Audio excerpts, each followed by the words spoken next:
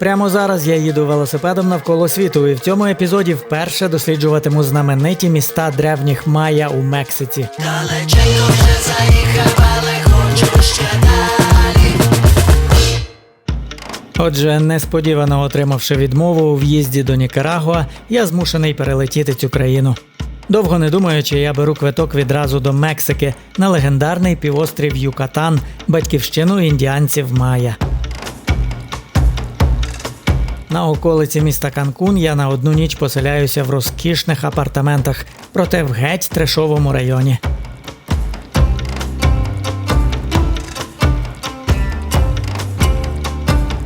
Дуже красиве і затишне місце і справляє враження з дорогого готелю.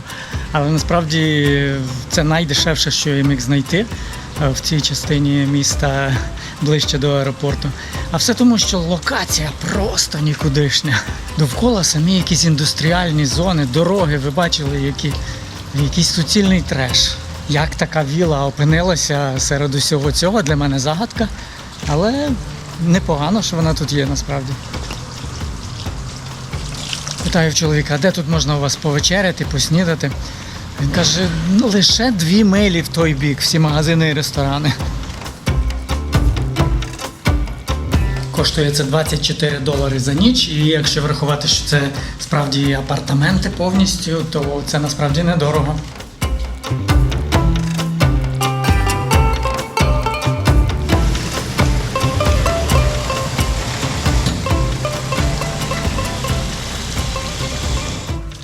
Я навіть в Перу і в Колумбії такого не бачив. Сказавши це, я, напевно, Колумбію навіть образив, тому що Колумбія має доволі непогані дороги насправді.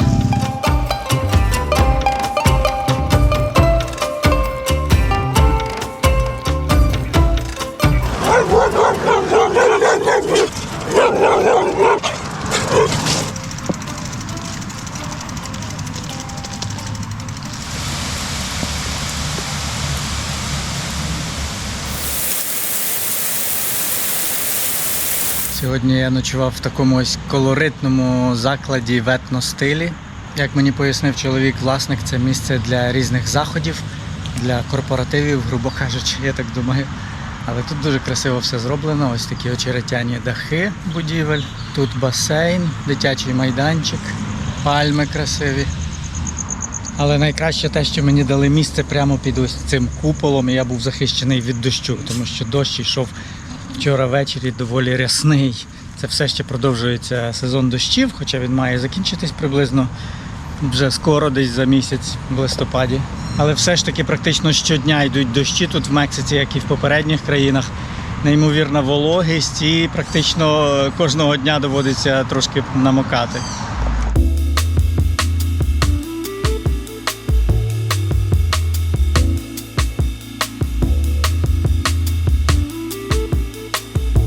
Мій шлях лежить на південь уздовж Карибського берега. І хоч на самій трасі переважно порожньо, проте відчувається, що десь поруч є дуже розвинута туристична індустрія. І, звісно, перш за все, вона пов'язана з численними древніми містами майя.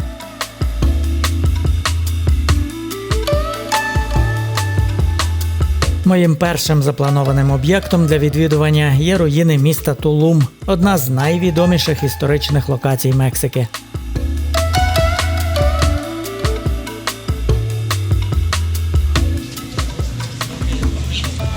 Muchas gracias. Dos, por favor. You can visit a museum, trains inside of the park, and the access to the point views and the beach. Yes? All right. Thank you so much. You're welcome. Це місце виглядає неймовірно туристичним. Цілі супермаркети тут з сувенірами, все розраховано на іноземців. Hello, hello. You have any YouTube channel? Yes. What's the name of your channel? І це насправді не дивно, тому що Тулум вважається третім за відвідуваністю древнім містом в усій Мексиці, навіть не лише на Юкатані, навіть не лише серед міст майя. Інфраструктура дуже розвинута, тут навіть автобуси ходять, хоча тут пройтися можна лише кількасот метрів до руїн. Кручу педалі. Друзі, ви ж не забули задонатити на збір для нашої армії, який я поширюю під кожним моїм відео. Молодці, йдемо далі. Руїни Тулума розташовані в зоні заповідника, і очікувано, що з велосипедом туди не можна.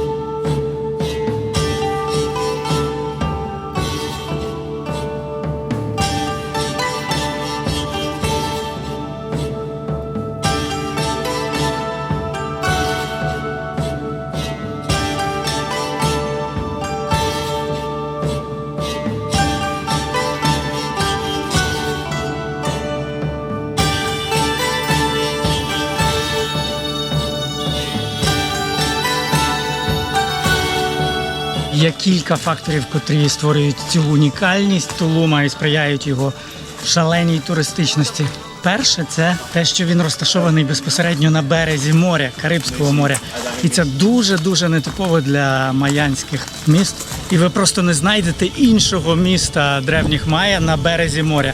Тобто Тулум один-єдиний.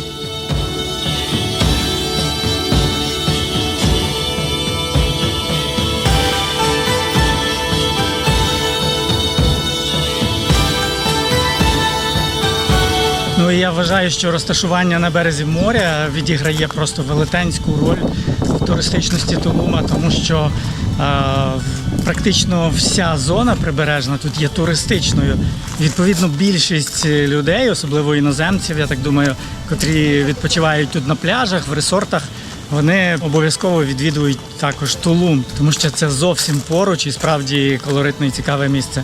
Якось пропустити і не заїхати сюди – це справді складно, тому що, наприклад, якщо взяти Чичен-Іцу, вона лідирує у відвідуваннях завдяки своїй грандіозній піраміді, але до неї треба їхати наче трохи вглиб материка, вглиб Юкатану, а тут безпосередньо вздовж пляжів ви їдете і заїжджаєте в Тулум.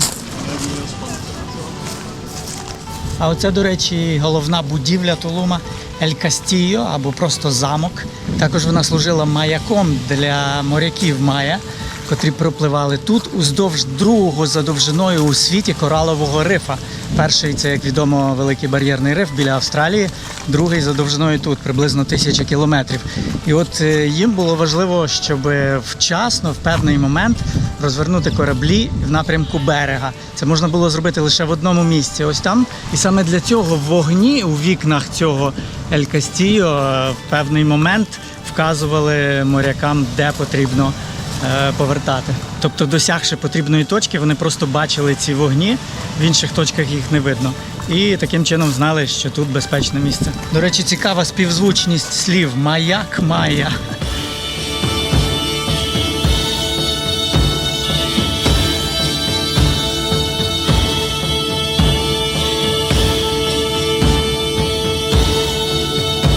Наступна цікава особливість Тулума – те, що все місто було обгороджено стіною.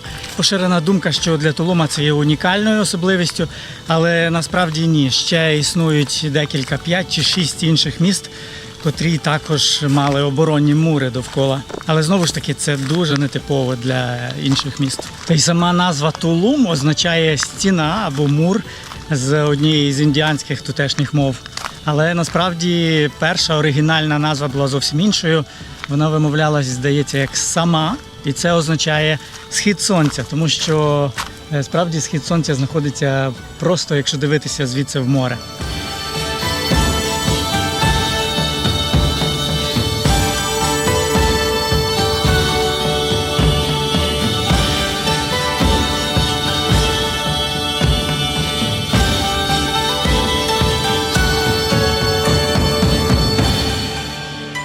Ну і, звісно, місто Тулум служило не лише для проживання як місто, а також це був крупний релігійний центр.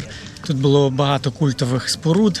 Але свого часу в 16 столітті місто занепало взагалі, і люди покинули його абсолютно повністю. Після того, як іспанська колонізація виявляла свої негативні наслідки, як і багато міст, в принципі, Америки.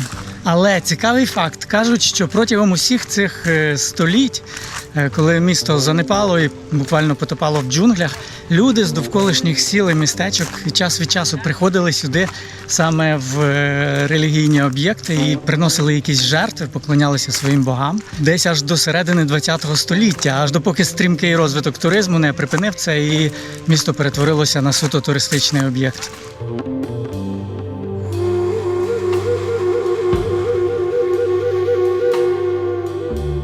The most important guy in the history of the Mayans, Yeah. he was born in Ukraine, in Yes. the Soviet Union.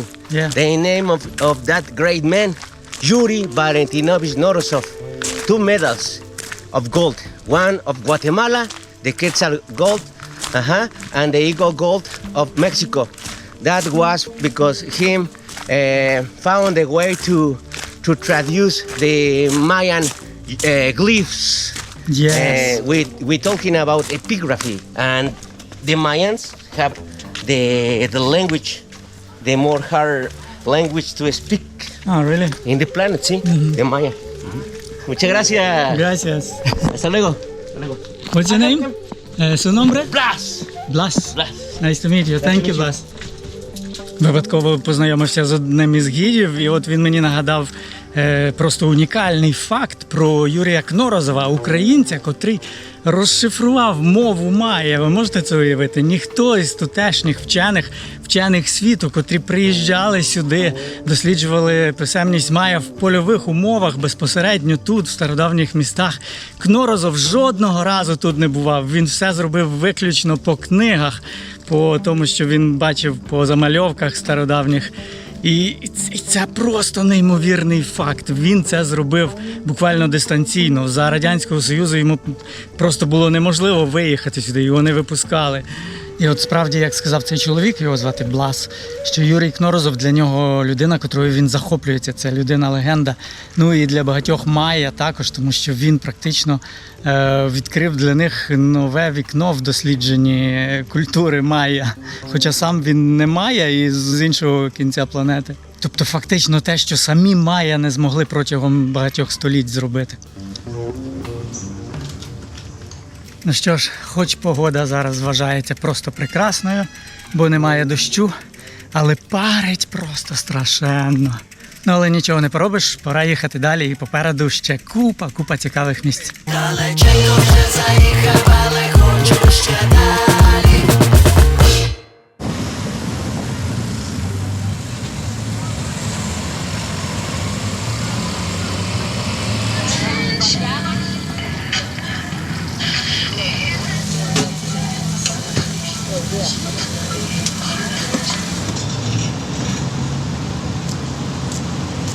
Думаю, можна трошки починати говорити про мексиканську кухню. І звісно, що найтрадиційніше в ній це такос. Вони просто повсюди, дуже-дуже поширені. І якщо говорити про стріт-фуд, вуличну їжу, то це точно номер 1. І їх ви можете знайти скрізь, де є вулична їжа, ну і в ресторанах теж. Я, звісно ж, надаю перевагу вуличному варіанту, тому що це і дешевше, і колоритніше. Наприклад, в таких ось точках звичайних під брезентовими наметами можна поїсти, наприклад, 2 такос за $4-4,5. Хоча насправді 2 такос вони доволі маленькі, і я відчуваю, що я би легко з'їв 3, а якщо голодний, то навіть 4. Зазвичай більшість людей їдять м'ясні такос, але можна також замовити і вегетаріанські. Наприклад, я собі взяв з сиром і з грибами, тому що м'яса я і так дуже багато їм. Я в житті стільки не їв м'яса, скільки їм тут в Латинській Америці, тому що не їсти м'ясо тут це просто неможливо. Щодо гостроти, так, тут люди їдять гостру їжу, але це не екстремально гостро, і ви точно можете взяти не гостре, а лише додатки, соуси, вони гострі. This is a cheese, beans, rice, cactus, pickles, hola, some onion and coriander too.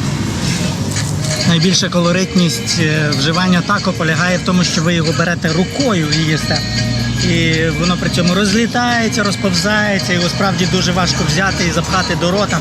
Але в цьому насправді весь той колорит.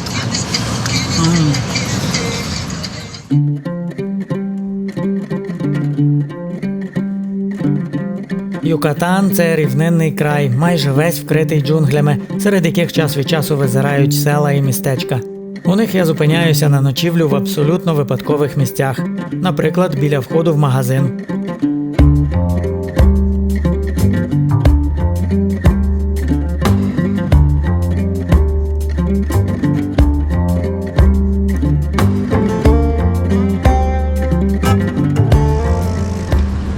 Дуже цікаві у них тут знаки бувають на дорогах. Відстані між населеними пунктами тут зазвичай немалі. Дорога переважно пряма і одноманітна. Тож цікавим цей шлях я назвати не можу. Звісно, окрім певних локацій.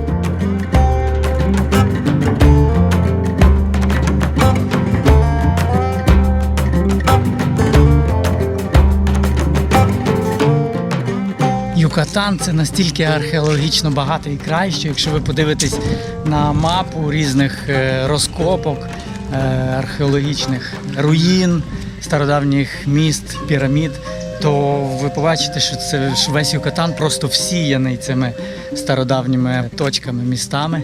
В деяких селах, просто їдучи по дорозі, можна побачити ось піраміду. Звісно, це малесенька піраміда, але все ж таки це піраміда древніх майя. Це мене просто вражає і надихає неймовірно. На жаль, цей об'єкт тут обгороджений повністю і не можна туди зайти. Хоча там є якась будівля, типу якась адміністрація чи щось. Але там нікого немає, зачинено, і мені сказали місцеві, що просто зачинено.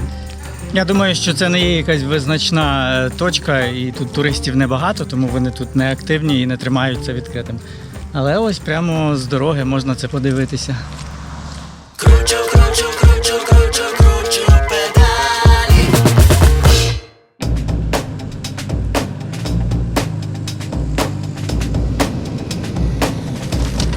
Зараз я звернув на таку маленьку сільську дорогу, аби проїхати приблизно 15 кілометрів через 2 села і опинитися біля розкопок одного з крупних маянських центрів в цьому регіоні – Чакчобен.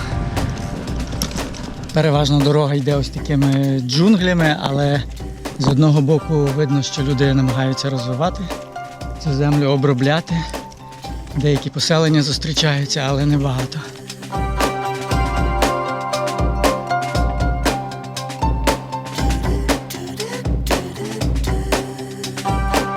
Ось так виглядають тутешні села. Дуже просто і доволі колоритно, як на мене. І це село якраз називається Чакчобен. Але це ще кілометрів 8, напевно, до самих руїн.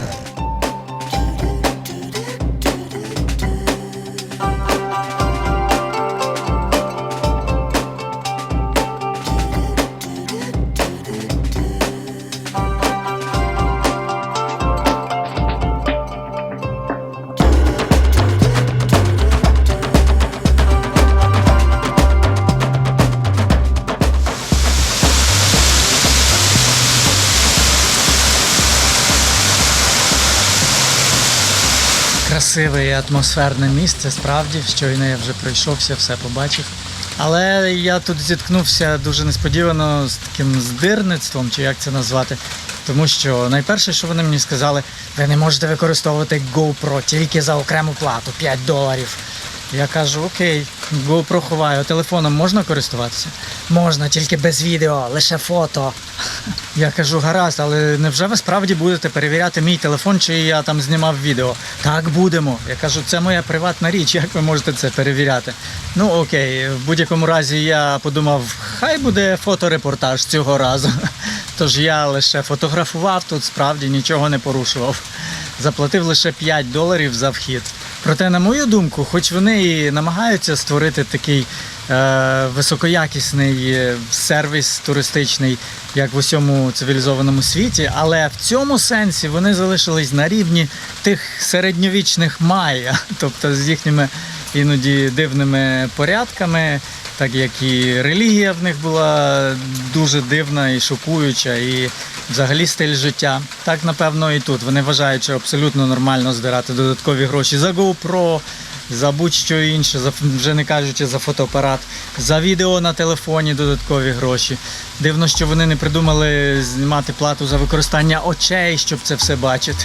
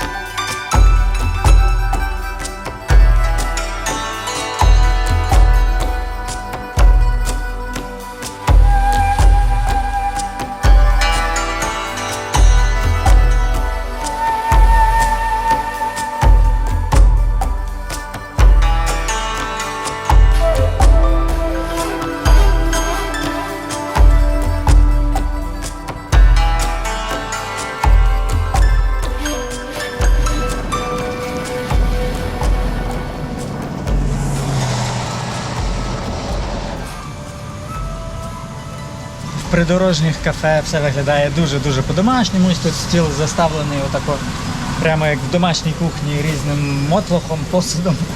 Вам подають ось таку страву. Я замовив в даному випадку рис з куркою, помідорки, квасолька і, звісно, дуже традиційні їхні отакі млинці, з яких вони, до речі, і такос роблять.